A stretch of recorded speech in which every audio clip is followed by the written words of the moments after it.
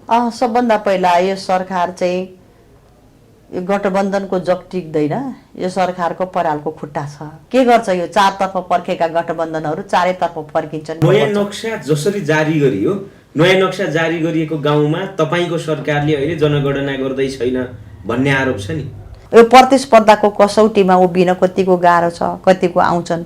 यो चुनौती त हाम्रो लागि पनि हो नि। हामी आफूलाई नेता भन्छौँ। तपाईहरुलाई देखाउने काम चाहिँ त्यो एउटा खोप मात्र भयो, त्यही पनि अरूको सरकारले लिएर आइदिने व्यवस्था मिलाएको खोप। अनि त्यही भएर तपाईहरुले त्यो खोप लिएर आयौं भनेर देखाउँदै हुनुहुन्छ। खोप बाहेक अरू काम 80 दिनसम्म यो सरकारले गर्न सकेका छैन। 3.5 वर्ष केही गर्न सकेन। फोहोरको टुङ्गुर थुप्रियो, जताकतै व्यथिति भयो।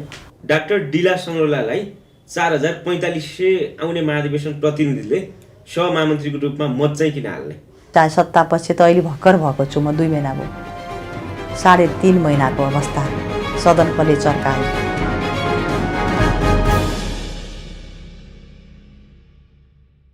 दर्शकवृन्द नमस्कार। कार्यक्रम साझा सरोकारमा यहाँलाई हार्दिक स्वागत छ। दर्शकवृन्द, साझा सरोकारको आजको श्रृङ्खलामा हामीसँग हुनुहुन्छ नेपाली कांग्रेसकी चर्चित नेत्री डाक्टर डिला संग्रौला। डाक्टर साहब, स्वागत छ कार्यक्रममा। हस्, धन्यवाद। आराम हुनुहुन्छ? आरामै छ। दौड त चर्को छ यतिखेर? एकदम चर्को छ। 2 दिन काठमाडौँ, 5 दिन आफ्नो जिल्ला। 2 महिना अगाडिको अपॉइन्टमेन्ट पछाडि आज बल्ल यहाँसँग साक्षात्कार गर्ने अवसर जुरेको छ। यो अधिवेशनको संघारले गर्दा जिल्लामा जानुपर्ने। अर्को कुरा, सदन चलिरहेछ, अवरोध पनि छ। आफ्नो जिम्मेवारी निभाउन काठमाडौँ पनि आउनुपर्ने। यसले गर्दा चाहिँ मैले धेरै समय काठमाडौँ बस्न पाएको छुइनँ। आफ्नो जिल्लालाई चाहिँ समय दिएको छु। म आज यहाँलाई कुरा सुरुवात कहाँबाट गर्छु भने 3.5 वर्ष यहाँहरू प्रतिपक्षको भूमिकामा रहनुभयो। प्रतिपक्षको भूमिकामा रहँदा प्रतिपक्षले संसद अवरोध गरिरहँदा या आफ्नो विरोधको आवाजहरू राखिरहँदा फ्रन्ट लाइनमा सधैँ देखिने पात्र डाक्टर डिला संग्रौला। हिजोको त्यो अवस्था र आज तपाईँ सरकारमा हुँदा, तपाईहरू सरकारमा हुँदा हिजो जसलाई तपाईहरूले अवरोध गर्दै हुनुहुन्थ्यो, आज त्यो तपाईहरूको त्यो मित्रले आज तपाईहरूलाई संसदमा अवरोध गर्दैछन्, संसद सुचारू हुन दिँदैनौ भन्दैछन्। महसुस चाहिँ एउटै संसदको कार्यकालभित्र, एउटै 5 वर्षको कार्यकालभित्र दुईटा भूमिकामा यहाँ बस्नुभयो। हिजो यहाँ नै विरोधको भूमिकामा हुनुहुन्थ्यो, आज विरोध अरूले हामीलाई नगर्दै हुन्थ्यो भन्ने अवस्थामा हुनुहुन्छ। यो दुईटालाई जोडेर चाहिँ कसरी हेर्नुहुन्छ? यो दुईटालाई हेर्दा चाहिँ सबभन्दा पहिला चाहिँ 3 चोटि माननीय हुने मौका भयो कि। पहिलोचोटि आइम यहाँ, अनि दोस्रो चोटि पहिलो प्रतिनिधि सभाको विघटन भयो, फेरि पुनर्बाली भयो, खुसी नै लाग्यो। फेरि अर्कोचोटि विघटन भयो, फेरि होइन, अनि परमादेश सहितको सरकारमा आइपुग्यौँ हामी। यो हेर्दा के छ भने विगतलाई पल्टाउने भने फ्रन्ट लाइनरै थिए हामी, होइन। हामी यसरी अवरोध भन्दा पनि इस्यु बेस हामीले अवरोध गर्थ्यौँ कि संसदलाई। र जहिले पनि संसद चाहिँ सरकारको हुन्छ, सत्ता भनेको संसद चाहिँ प्रतिपक्षको हुन्छ। यो संसदीय व्यवस्थाको हिमायती नेपाली काङ्ग्रेसले यसको चुर र मूल मर्मलाई चाहिँ बुझिया छ कि। तर अहिले संसदको अवरोध यति लामो समय चल्या छ। इस्युबेन संसदको सर्वोच्चता भन्नुभएको छ, जसले संसदको सर्वोच्चता, संविधानको मूल्य र मान्यतालाई मानेन, उही नै अवरुद्ध छ। उसले अवरुद्ध गर्दै गर्दा अगाडिको सिन त तपाईँले देख्नुभयो नि, मान्ने माथि मान्ने चढेर सिधै सभामुखलाई आक्रमण गर्ने, होइन। नाकमै ठोक्छु, कुर्सी भाँचिदिन्छु, प्रधानमन्त्री र गृहमन्त्रीको अगाडिको माइक र बेन्च पनि भाँच्ने काम। अर्थमन्त्री र सभामुखमाथि आक्रमण गर्ने हाम्रो योजना थियो। गर्दै गर्दा चाहिँ यसले के देखायो भने यो संसदीय व्यवस्थामा अमर्यादित, अलोकतान्त्रिक, असंसदीय गतिविधि र चरित्र प्रदर्शन हुँदा चाहिँ मलाई अनौठो लाग्यो। तर चाहिँ आफ्नो इस्यु बोकेर प्रतिपक्षले अवरोध गर्छन्, आफ्नो कुरा राख्छन् भने यो स्वाभाविकै। यो लामो समयको संसदको अवरोध चाहिँ यहाँलाई चाहिँ कारण के लाग्छ? साँच्चीकै यहाँहरूले एमालेलाई त्यो अवस्थामा पुर्याउनु भएको हो, तपाईँहरूकै कारणले एमाले यो अवस्थामा आइपुगेको हो, या एमाले इस्यु बिनाको अवरोध गर्दैछ? यो एमाले इस्यु बिनाको अवरोध हो कि, जसले नेपाली जनताले करिब 5 वर्षको लागि 2/3 बहुमत दिएर सत्तामा पुगेको नेकपा, अहिलेको नेकपा एमाले आफै के भयो, सिंहदरबार र बालुवाटारबाट बाहिरियो कि, होइन। यो बाहिरिँदै गर्दा चाहिँ 3.5 वर्ष त मुलुक बन्दकै भयो नि। आफ्नै कारणले बहिर्गमन भयो, आफ्नै कारणले प्रतिपक्षमा भयो, आफ्नै कारणले एजेन्डाविहीन भएको छ कि। यो एजेन्डाविहीन हो नि त। एजेन्डा बोकेर, इस्यु बोकेर लडाइँ लड्नु पर्यो नि त।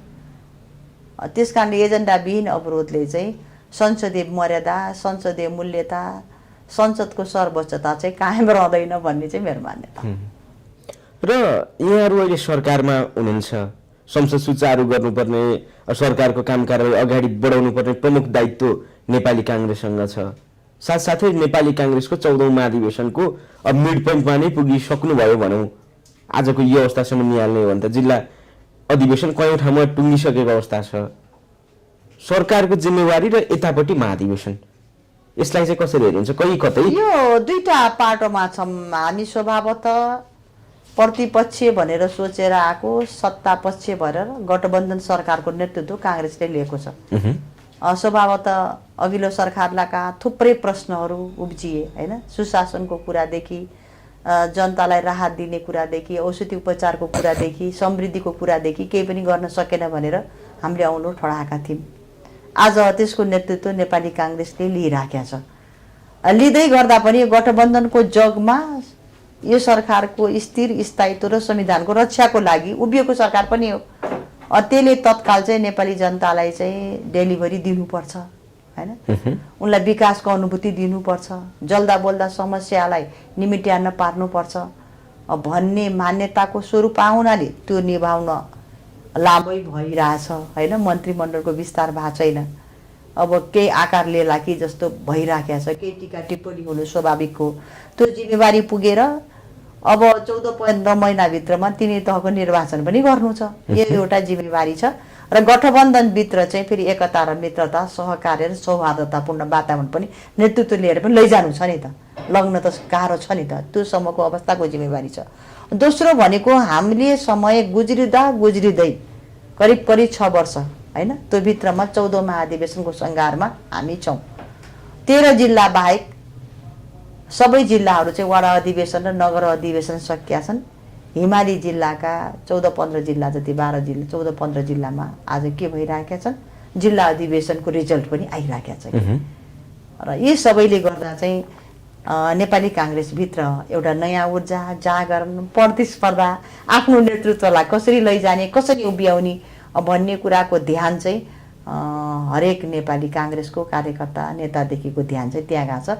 त्यो जिम्मेवारी पनि सफलतापूर्वक मङ्सिरमै तोकेको समयमा अधिवेशन गर्ने दायित्व छ। दुईटै जिम्मेवारी दायित्वबाट काङ्ग्रेस पछाडि हट्दैन, यो जिम्मेवारी चाहिँ काङ्ग्रेसले लिइराखेको छ। म काङ्ग्रेसको अधिवेशनको सवालमा अलिकति पछाडि आउँछु। मैले यहाँलाई अहिले जोड्न चाहे चाहिँ कहाँनिर भने सरकारको विषयमा आम नागरिकले अलिकति फरक आश यो सरकारसँग गरेका थिए, किनकि विगतको गठबन्धनसँग पनि पाठ लिन्छ र अलिकति चुस्त दुरुस्त यो सरकारको गतिविधिहरू हुन्छन् भन्ने धेरैको अपेक्षा थियो। तर यो सरकार पनि कतै केपी ओलीको सरकार जस्तै हुने त होइन भन्ने खालका बहस पनि सुरु हुन थालेका छन्। सरकार लगभग 80 दिनको बिचमा पनि विस्तार हुन सकेको छैन। अधिकांश मन्त्रालय नेतृत्वविहीन छ। मन्त्रालयले गरेका केही कामहरू विवादास्पद नै बन्न पुगेका छन्। यो सबैलाई चाहिँ यहाँले एकदम जिम्मेवार काङ्ग्रेसको नेता, गठबन्धनमा सहभागी दलको नेताको हैसियतले चाहिँ कसरी हेर्नुहुन्छ? सबभन्दा पहिला यो सरकार चाहिँ यो गठबन्धनको जग टिक्दैन, यो सरकारको परालको खुट्टा छ भन्ने थियो होइन। 165 जना सांसदले समर्थन गरेर यो सरकार जगमा टिक्यो पहिलो। दोस्रो कुरा तपाईँले भने जस्तो सरकारको नीति तथा कार्यक्रमै ल्याउन सक्दैन, साझा कार्यक्रम खै त के गर्छ? यो चारतर्फ पर्खेका गठबन्धनहरू चारैतर्फ फर्किन्छन् भनेको थियो, न्यूनतम साझा कार्यक्रम पनि आइसक्यो। चौथो कुरा चाहिँ यो सरकार चाहिँ बजेट ल्याइसकेपछि आयो, बजेट पनि ल्याउन सक्दैन, आर्थिक विधेयक पनि ल्याउन सक्दैन, बजेट बिना यसको कार्यक्रम अगाडि कहाँ जान्छ भनेको थियो। यो अवरोधको बिचमा पनि हामीले बजेट पनि ल्याइसक्यौँ होइन, नीति तथा कार्यक्रम पनि आइसक्यो। अब तपाईँले भने जस्तो यो त कार्यान्वयन हुनु पर्यो, ल्याएर त मात्रै हुँदैन, यो कागजको खोस्टो हुन्छ। कार्यान्वयन हुनको लागि मन्त्री परिषदको पूर्णता पाउनु पर्यो, ढिलो भएको छ, कमी कमजोरी भएको छ।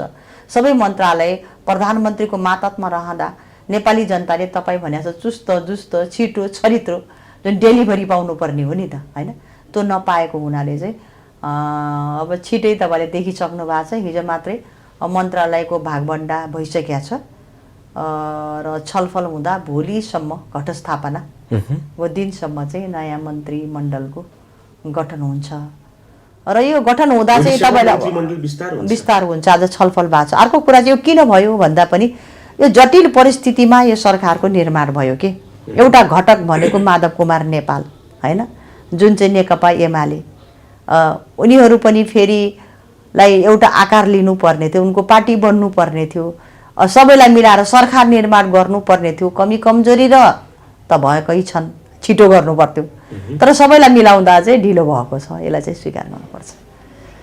यहाँले मन्त्रीमण्डल विस्तार हुँदैछ भन्ने कुरा जसरी गर्नुभयो, देउबा नेतृत्वको सरकार गठन भएदेखि लगातार चर्चाको विषय, समाचारको विषय बनिरहेको कि डिला सङ्ग्रौला एउटा जिम्मेवार मन्त्रालय सम्हाल्दै हुनुहुन्छ, भोलि हुने मन्त्रालयको विस्तारमा यहाँ कुनै मन्त्रालयमा जाँदै हुनुहुन्छ या हुन्न, एकदम प्रश्न पारौँ। यो प्रश्न पार्दा चाहिँ अब लामो समय 3.5 वर्षको समय सायद होला हामीलाई छाया भनेकोले मैले श्रम पनि हेरेँ। जुन बेला कोभिडले मुलुक अक्रान्त थियो, नेपालीहरू विदेशमा पनि नेपाल आउँ भनेर महँगो चार्टर प्लेन बिहोर्न सकिरहेका थिएनन्। नेपालमा आएका पनि अनौपचारिक औपचारिक क्षेत्रका सबै चाहिँ श्रमिकहरू चाहिँ बेरोजगार थिए, न पुनर्स्थापना थियो न पुनर्मिलन। कोरोनाको महार र खाली पेटको बेलामा सरकारलाई घचघचाउँदै थुप्रै मुद्दा उठाए जस्तो मलाई लाग्छ हैन। आज देशैभरिका साथीहरूले अपेक्षा राखेर अब डिला सङ्ग्रौला पनि त मन्त्री भए त हाम्रा मुद्दा उठ्थे भनेर आशा चाहिँ गरेका छन्। तर आशा गर्दै गर्दा चाहिँ अब यस्तो छ कि अब यो नेपाली काङ्ग्रेसको एकलौटी सरकार छैन हैन, गठबन्धनको सरकार छ। हामीले अपेक्षा गरेका छौँ, हाम्रो सम्मान्य प्रधानमन्त्री, पार्टी सभापति, हाम्रो गार्जियनलाई हामीले कुरा पुऱ्याएका छौँ। मूल्याङ्कन हुन्छ हुँदैन मलाई थाहा छैन, मूल्याङ्कन हुनु पर्यो भन्ने मेरो मान्यता। त्यो आश चाहिँ छ, मूल्याङ्कन हुनु पर्यो। र कङ्ग्रेसभित्र देखिएको 13औं महाधिवेशन पछाडि देखिरहेको 3टा गुट, देउबा समूह, पौडेल समूह र सिटौला समूह भनेर देखिने गरेको छ। मन्त्रालय बाँडफाँडको कुरा चाहिँ कसरी म्यानेज गर्नुहुन्छ? म्यानेज गर्ने भन्दा पनि अब यो हरेक पार्टीभित्र आन्तरिक लोकतन्त्र जीवन्त हुन्छ, गुट लबीहरू हुन्छन्।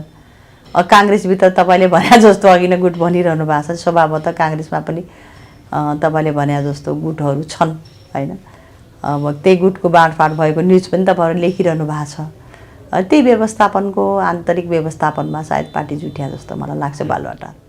अब अलिकति फरक कुरा गर्न चाहे मैले यहाँलाई, हिजो जसरी यहाँले प्रतिपक्ष दलको एउटा जिम्मेवार नेत्रीको हैसियतले सरकारको आलोचना गर्नुहुन्थ्यो, यहाँ आज सरकारमा हुनुहुन्छ।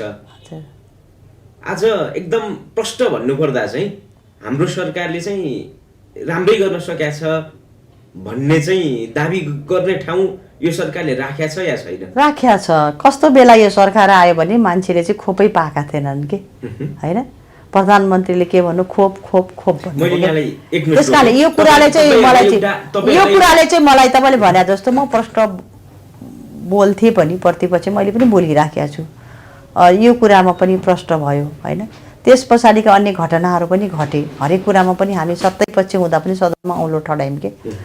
तर चाहिँ जुन रूपले तदारुकताको साथ जुन गतिमा द्रुत गति अगाडि बढ्नु पर्थ्यो नि, मन्त्रीमण्डलको विस्तार नभएका कारण गठबन्धनको जगमा साझा धारणा बनाएर जानुपर्ने कारणले गर्दा चाहिँ सरकारले द्रुत गति 2 महिनाको बिचमा लिन सकेन।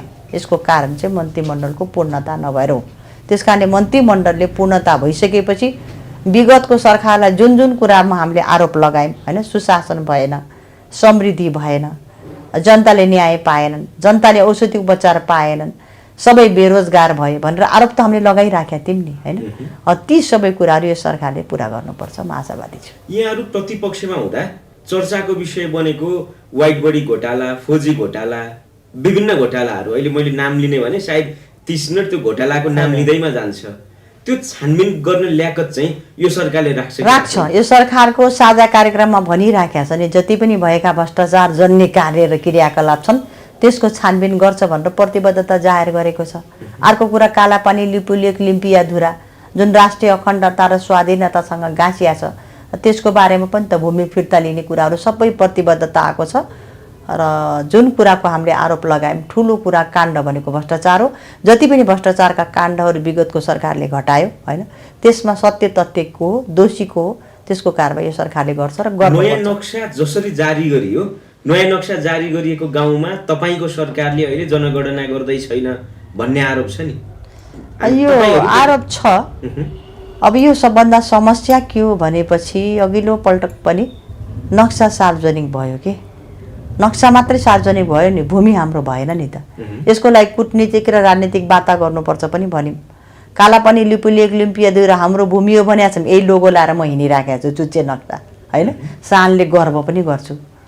तर कालापानी लिपुलेकमा बस्ने नेपालीहरू त नेपाली हुन् नि त, तिनको जनगणना भएन भनिराखेको छ।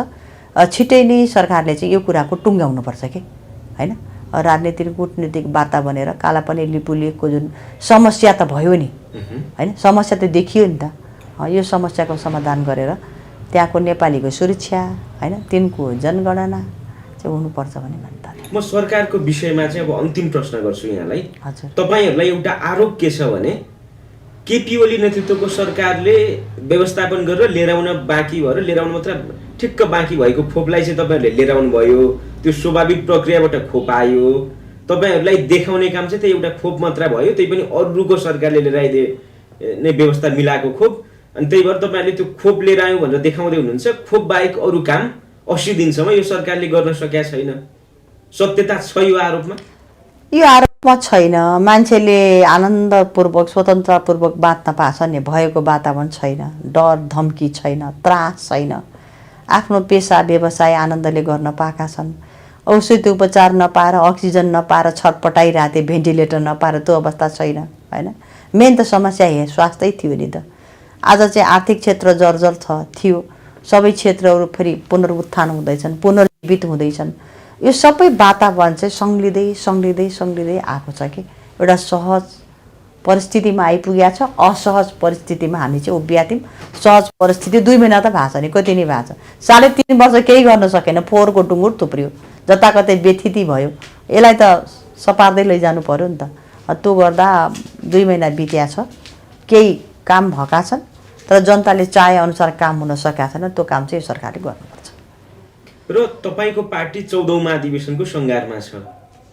14औं महाधिवेशन विगतको महाधिवेशन जस्तै रहन्छ या फरक केही देख्नुहुन्छ? 13औं महाधिवेशन फरक देख्छु। जस्तो 13औं महाधिवेशनमा तपाईँले भने जस्तो 3 जना मात्रै प्रतिस्पर्धी हामीले देखेका थियौँ होइन, कृष्ण टी सौला, सम्माननीय प्रधानमन्त्री शेरबहादुर देउपा, रामचन्द्र पौडेल, यो 3टा त छँदैछ। तर मैले 14औं महाधिवेशन ध्रुवीकरण देखिरहेको छु क्या, धेरै आकाङ्क्षीहरू पनि देखिरहेको छु। स्वभावगत हाम्रो विधान पनि परिवर्तन भएको छ, 8 तहको संरचना छ, संहिताको नयाँ संरचनाभित्र नयाँ प्र्याक्टिस हामी गरिरहेछन् कि यो प्र्याक्टिसभित्र हरेकले चाहिँ म सभापति भनिकन हामी 6-7 जनाको नाम त त्यसै सुनिराखेका छौँ। त्यसले गर्दा चाहिँ 6-7 जनाको नाम छ भने 6-7 जनाको टिम पनि बन्छ। स्वभावतः हरेक व्यक्ति आफ्नो प्रतिस्पर्धामा पनि उभिन्छ। त्यस कारणले 13औं महाधिवेशन भन्दा यो महाधिवेशन भिन्न छ, किन 13औं महाधिवेशनको विधानमा मनोनित थुप्रै सदस्य थियो। यो विधानले 20% मात्रै मनोनित राखेको छ, 80% चाहिँ प्रतिस्पर्धा हुन्छ कि। त्यस कारण हरेकले कार्यकर्ता बिचमा गएन, प्रतिबद्धता जाहेर गरेन, उनको मन जित्न सकेन भने प्रतिस्पर्धा र निर्वाचन गरेर कसरी जित्छ? त्यस कारण फलामको चिउरा छ सबैलाई। 14औं महाधिवेशन निष्पक्ष भएन, धाँधली रहित भएन, धाँधली गरियो, पक्षपात गरियो, क्रियाशील छानबिनमा क्रियाशील सार्वजनिक गर्ने क्रममा नै अलिकति छलकपट गरियो भन्ने आरोप त तपाईको पार्टी सभापति माथि छ। यो विगतदेखि नै मलाई चाहिँ कस्तो लाग्छ भने धेरै महाधिवेशनको वसन्त मैले पार गरेँ। जहिले पनि अधिवेशन आउँदै गर्दा चाहिँ 13औं पनि अनसनै थियो सानेपामा होइन, योपालि पनि अहिलेसम्म अनसन छ कि। यो प्रवृत्ति के गल्ती भयो भनेपछि यो महाधिवेशनको 1 वर्षभित्रमा नै क्रियाशील ओपन हुनु पर्थ्यो कि वितरण गरिसक्नु पर्ने हो विधानत।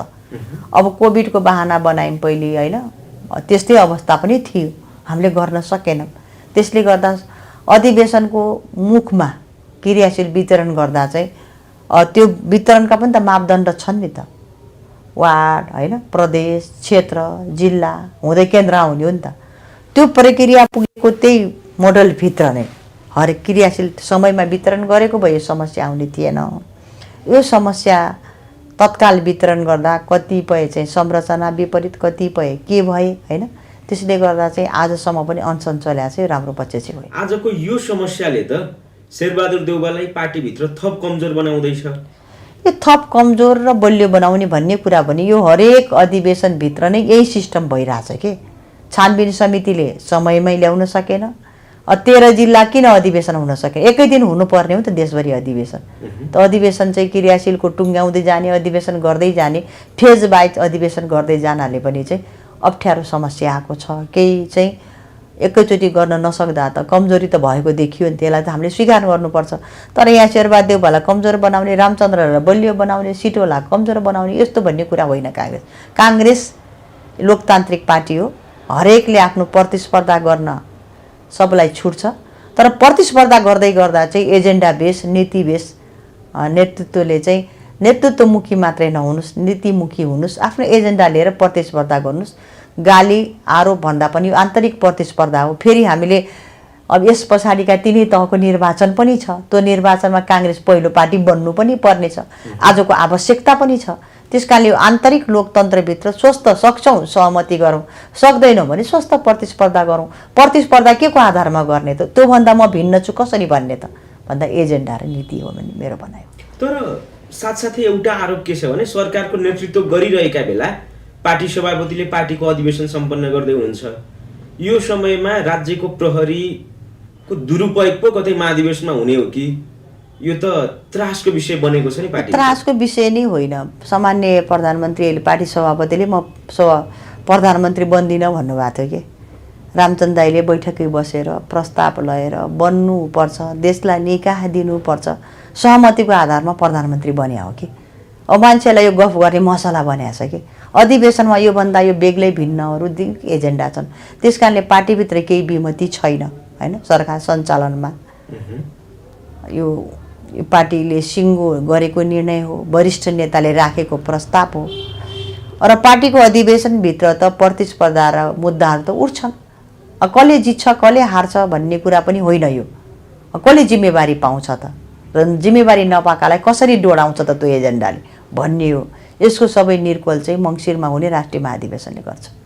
डाक्टर डिला सङ्ग्रौला नेपाली काङ्ग्रेसको भातृ सङ्गठन भातृ संस्था नेपाल महिला सङ्घको पूर्व राष्ट्रिय सभापति। हजुर।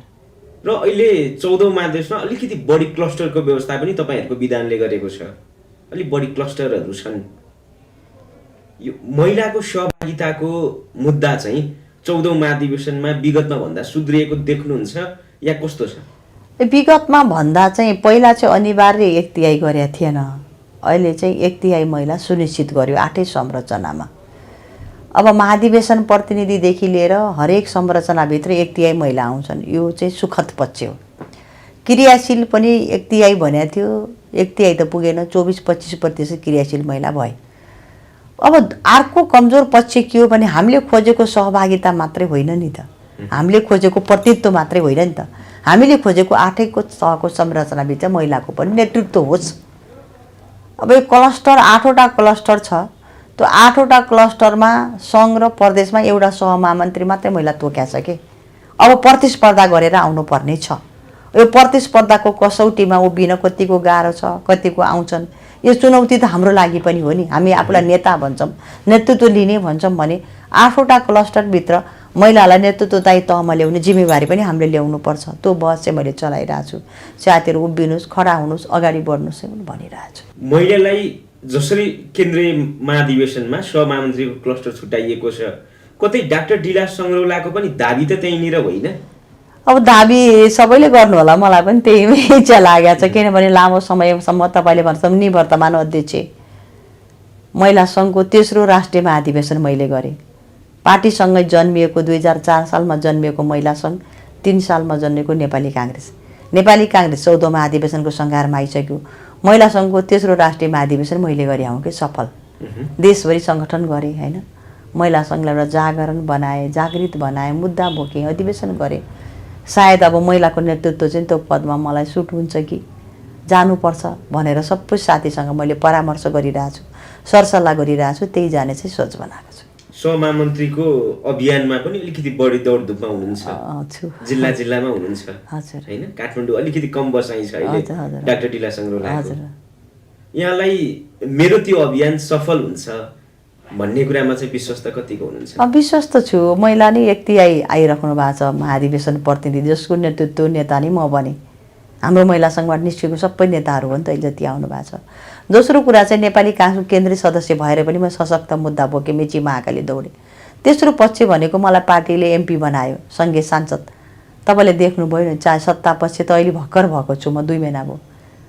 3.5 महिनाको अवस्था सदन कसले चर्कायो, सदनभित्र चर्को मुद्दा कसले बोक्यो, चाहे लेखेर होस्, चाहे बोलेर होस्, चाहे मिडिया मार्फत होस्, सारा वैचारिक रूपले पनि बहस गर्नमा सफल भएँ। त्यसैले लाग्छ यो पद चाहिँ मेरो लागि ठिकै हो जस्तो लाग्छ। साथीभाइ त्यही भन्नुहुन्छ, त्यसैमा लागेको छु।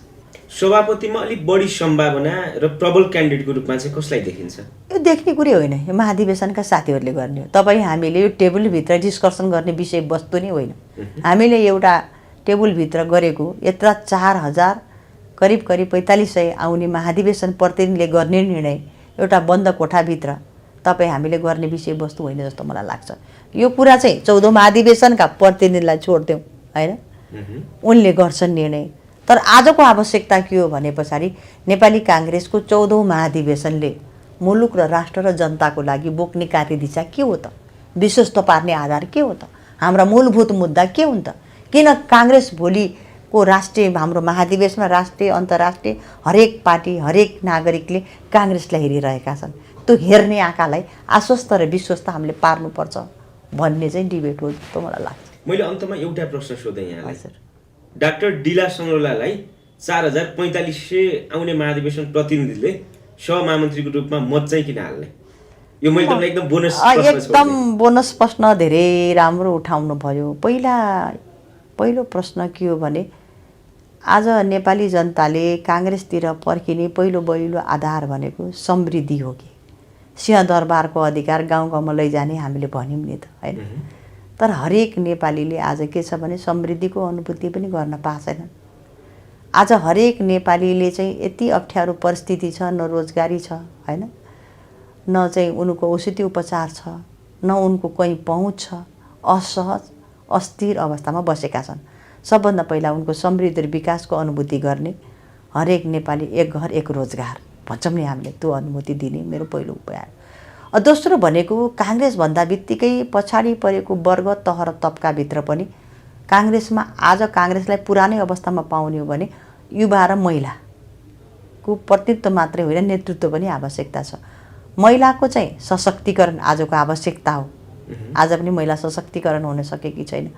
युवाको भनेको गहन जिम्मेवारी र दायित्व पनि हो कि योबाट हामीले वञ्चित गऱ्यौँ, यो पनि मेरो मुद्दा हो। चौथो मुद्दा भनेको के छ भने आज कोरोनाको कहरले गर्दा मुलुक जर्जर अवस्थामा छ। आर्थिक शैक्षिक केन्द्रहरू चाहिँ के छन्, दुरावस्थामा पुगेका छन्। शिक्षाको गुणस्तर चाहिँ खड्किएको छ। आज ब्रेन ड्रेन भएर हरेकका छोराछोरी तपाईँ जस्ता युवाहरू विदेशेका छन्। नेपाल बनाउने सुन्दर सपना त छ नि, त्यो सपना बोक्नेहरूलाई न पुनर्स्थापना न पुनर्मिलन हामीले गर्न सकेका छौँ। ती नेपालीहरूलाई अब नेपाल नै सुन्दर छ, राजनीति स्थिर स्थायित्व नेपालमै छ। अब बिपीले भने जस्तो स्माइल इज ब्युटिफुल भन्नुभएको थियो नि, त्यो बनाउने जिम्मेवारी सबैको हो भन्ने वातावरण चाहिँ बनाउनुपर्छ। त्यसको नेतृत्व चाहिँ म लिन सक्छु कि त, किनभने लामो समय म क्याम्पसमा पनि पढाएँ 13 वर्ष होइन, विद्यावारिधि पनि लिएँ, राजनीतिमा विद्यार्थी जीवनदेखि लिएँ। त्यसले पनि एउटा आधारभूत एजेन्डाको तय गर्छ। दोस्रो म महिलैको कोटामा किन उठ्न खोजिरहेको छु त तपाईँलाई लाग्छ होला, कतिलाई लाग्छ दिदी त ठुलैमा उठे पनि हुन्थ्यो होइन, यहाँसम्म आइसक्नु हो। र म किन त्यहाँ प्रतित्व गर्न खोजिरहेको छु भने महिलाहरू आज पनि पछाडि नै छन् कि प्रतिस्पर्धा गर्न खोज्दा पनि समर्थन भइरहेछ।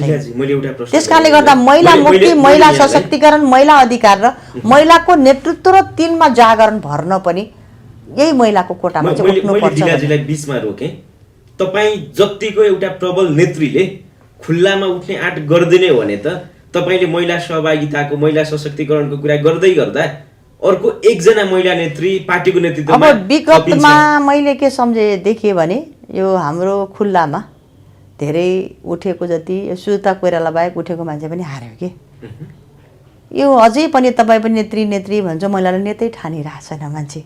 त्यसैले होला हरेक पार्टीभित्र सभापति महिला छैनन्, काङ्ग्रेसभित्र पनि महिला सभापति बन्छु भनेर आवाज सुनिँदैन कि आवाज घरभित्रै बन्द हुन्छ।